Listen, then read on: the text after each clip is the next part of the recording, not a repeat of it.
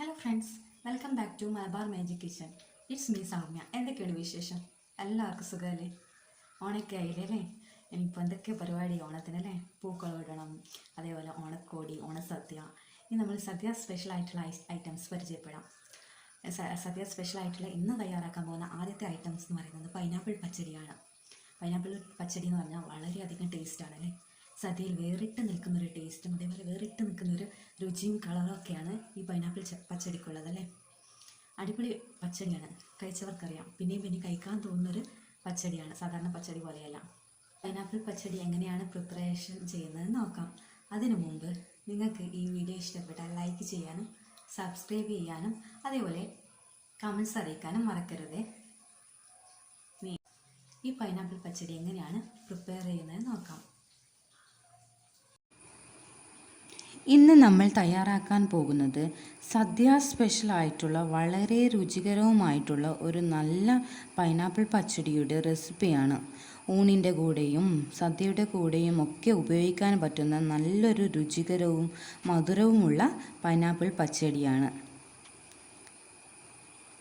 അതിനായിട്ട് ഞാനിവിടെ നല്ലൊരു പഴുത്ത പൈനാപ്പിളാണ് എടുത്തിട്ടുള്ളത്. അത് തൊലിയൊക്കെ കളഞ്ഞ് സ്ലൈസ് ചെയ്തെടുക്കാൻ പോവുകയാണ്. സ്ലൈസ് ചെയ്യുന്ന ടൈമിന് നമ്മൾ തീരെ കനം കുറഞ്ഞ പീസായിട്ടോ അല്ലെങ്കിൽ തീരെ വലിയ പീസായിട്ടോ ഒന്നും കട്ട് ചെയ്തെടുക്കാണ്ടൊക്കെ ഒരു മീഡിയം സൈസ് നമുക്ക് മനസ്സിലാവും. ഒന്ന് സ്ക്വയറായിട്ട് കട്ട് ചെയ്ത് എടുക്കാനാണ് ശ്രമിക്കേണ്ടത്. ഏകദേശം ഇതെല്ലാം പോലെ ഒരു തീരെ ചെറിയ പീസാകാൻ പാടില്ല. എല്ലാം ഏകദേശം ഇതുപോലെ സ്ലൈസ് ചെയ്ത് എടുക്കുക. പിന്നെ ഞാനിത് മൊത്തം എടുക്കുന്നില്ല. ഇതിൽ ഏകദേശം ഒരു 250 ഗ്രാം അളവിലുള്ള പൈനാപ്പിൾ മാത്രമേ ഞാൻ ഈ ഒരു പച്ചടിക്ക് വേണ്ടിയിട്ട് എടുക്കുന്നുള്ളൂ. അതിനുശേഷം തയ്യാറാക്കുന്നത് എങ്ങനെയാണെന്ന് നോക്കാം. പൈനാപ്പിൾ 1/2 കപ്പ് വെള്ളവും ഒഴിച്ച് 5 മിനിറ്റ് നേരം ഒന്ന് വേവിക്കാൻ വെക്കുക. ഇതിലേക്ക് 1/4 ടീസ്പൂൺ മഞ്ഞൾപ്പൊടി, 1/4 ടീസ്പൂൺ മുളക് പൊടി എന്നിവ ചേർത്ത് കൊടുക്കുക.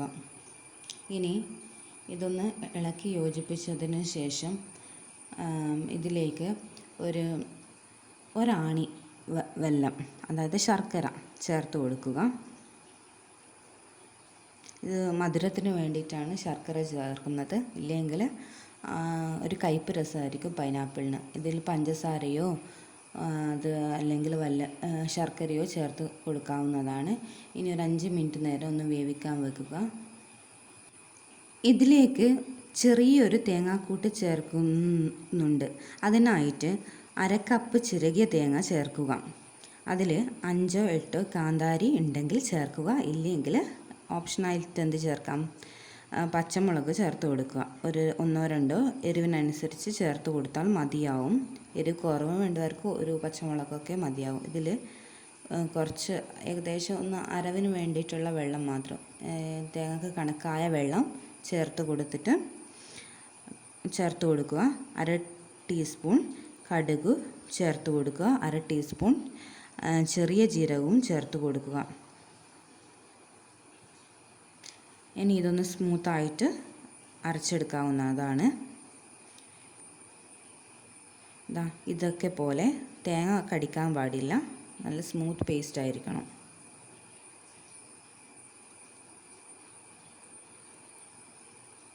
ഇനി ഈ അടച്ച് വെച്ച് വേവിച്ച ഈ പൈനാപ്പിളിലോട്ട് ഈ തേങ്ങാക്കൂട്ടൊന്ന് ചേർത്ത് കൊടുക്കുക.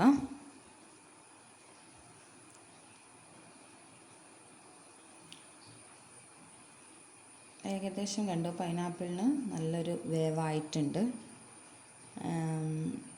ഒത്തിരി അങ്ങ് വെന്ത് ഉടഞ്ഞു പോകാണ്ടിരിക്കാൻ ശ്രമിക്കുക. ഇതിലേക്ക് ഞാൻ തേങ്ങാക്കൂട്ട് ചേർത്ത് കൊടുത്തിട്ടുണ്ട്. ഇനി എല്ലാം നന്നായിട്ടൊന്ന് മിക്സ് ചെയ്തെടുക്കുക.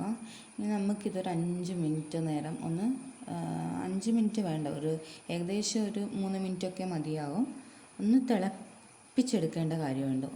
ജസ്റ്റ് ഒന്ന് തിളക്കണം. സാധാരണ പച്ചടി പോലെയല്ല. സാധാരണ പച്ചടി എന്താ ചെയ്യേണ്ടത്, ഒന്ന് തിളപ്പിച്ചെടുക്കേണ്ട കാര്യമൊന്നുമില്ല. പക്ഷേ ഈ ഒരു പച്ചടിക്ക് ഒന്ന് തിളപ്പിച്ചെടുത്ത് കഴിഞ്ഞ് കഴിഞ്ഞാൽ ഇതുപോലെ നല്ല ടേസ്റ്റായിട്ട് പച്ചടി ഉണ്ടാക്കാൻ പറ്റുകയുള്ളൂ. അപ്പോൾ ഒന്ന് ജസ്റ്റ് ഒന്ന് 2-3 മിനിറ്റ് ഒന്ന് തിളക്കാൻ വേണ്ടിയിട്ട് അനുവദിക്കുക. ഇനി ഈ സമയത്തേക്ക് ഞാൻ ഒരു ഇത്തിരി ഉപ്പും കൂടി ചേർത്ത് കൊടുക്കുന്നുണ്ട്, ആ മധുരം ഒന്ന് ബാലൻസ് ചെയ്യേണ്ടിയിട്ട്.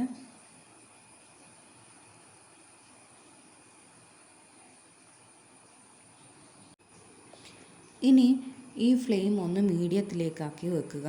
എന്നിട്ട് 2 മിനിറ്റ് തിളക്കാൻ അനുവദിക്കുക. ആ തേങ്ങയുടെ പച്ച ടേസ്റ്റ് മാറുന്നവരെ മാത്രം മതി. 2 മിനിറ്റ് കൊണ്ട് ഏകദേശം ഒരു 2-3 മിനിറ്റ് കൊണ്ട് തിളച്ച് വന്നിട്ടുണ്ട്. ഇനി ഫ്ലെയിം ഹൈയിൽ വെക്കാതിരിക്കാൻ ശ്രമിക്കുക, മീഡിയത്തിൽ തന്നെ ഇടുക. തേങ്ങയുടെ ആ പച്ച ടേസ്റ്റ് മാറിയിട്ടുണ്ട്. ഇനി ഇതിലേക്ക് തൈരാണ് ചേർക്കേണ്ടതിന്. അതിനായിട്ട് നല്ല പുളിയില്ലാത്ത തൈരാണ് ആവശ്യം. അതായത് ഞാനിവിടെ 250 ഗ്രാം അളവിലാണ് ഇവിടെ തൈര് എടുത്തിട്ടുള്ളത്. ഈ തൈര് കട്ട മാറുന്നതിനായിട്ട് ഒരു സ്പൂൺ വച്ചിട്ടോ വിസ്ക് വെച്ചിട്ടോ ഒന്ന് ഉടച്ച് നന്നായി എടുക്കുക. അതിനുശേഷം നല്ല സ്മൂത്താക്കുക. ശേഷം ചൂട് തണിഞ്ഞിട്ട് മാത്രം ഈ പൈനാപ്പിൾ മിക്സിലേക്ക് ചേർത്ത് കൊടുക്കുക. അതായത് ചൂട് തണിയാതെ ചേർത്ത് കഴിഞ്ഞാൽ തേങ്ങ പിരിഞ്ഞു പോകുന്നത് കൊണ്ടാണ് തൈര് ചൂട് തണിഞ്ഞതിന് ശേഷം മാത്രം ചേർത്ത് കൊടുക്കാൻ പറയുന്നത്. അതിനുശേഷം എല്ലായിടത്തും എത്തുന്ന രീതി നന്നായിട്ടൊന്ന് മിക്സ് ചെയ്തെടുക്കുക. ഞാനിപ്പോൾ ഇതാ നന്നായിട്ട് മിക്സ് ചെയ്തെടുത്തിട്ടുണ്ട്. അതിനുശേഷം വറവ് ചേർക്കുന്നതിന് വേണ്ടിയിട്ട് ഒരു പാൻ വെച്ച് വെളിച്ചെണ്ണ ചൂടാക്കി അതിലേക്ക് കടുക്, കറിവേപ്പില, ചുവന്ന മുളക് എന്നിവ താളിച്ച് എടുക്കുക. ഈ താളിച്ചതും ചൂട് തണിഞ്ഞതിന് ശേഷം മാത്രമേ മിക്സ് ചെയ്ത് കൊടുക്കാവൂ, ഇല്ലെങ്കിൽ തേങ്ങ പിരിഞ്ഞു പോകുന്ന പോലെയാകും. അതുകൊണ്ട് എപ്പോഴും ചൂട് തണിഞ്ഞതിന് ശേഷം മാത്രം ഈ പൈനാപ്പിൾ പച്ചടിയിലോട്ടേക്ക് വറവ് ചേർത്ത് കൊടുക്കുക.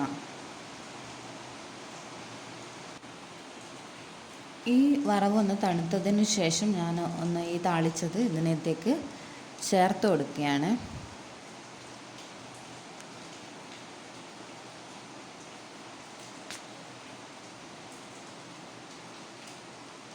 അപ്പോൾ അത് നല്ല നമ്മുടെ ഓണസദ്യ സ്പെഷ്യലായിട്ടുള്ള പൈനാപ്പിൾ പച്ചടി റെഡി ആയിട്ടുണ്ട്. സത്യം പറഞ്ഞു കഴിഞ്ഞാൽ എന്താണ് വളരെയധികം ടേസ്റ്റുള്ളൊരു പച്ചടി കേട്ടോ. നമ്മളെപ്പോഴും ഒരു പ്രാവശ്യം ഉണ്ടാക്കി കഴിഞ്ഞാൽ പിന്നെയും പിന്നെ ഉണ്ടാക്കിയിട്ട് കഴിക്കാൻ തോന്നുന്ന വളരെയധികം അത്രയും ടേസ്റ്റുള്ളൊരു പച്ചടിയാണ്. നിങ്ങൾ ഒരിക്കലെങ്കിലും ഇതുപോലെ ഒന്ന് ഉണ്ടാക്കി നോക്കണം. ശരിക്കും പറഞ്ഞാൽ നല്ല അടിപൊളി സൂപ്പറാണ് കേട്ടോ.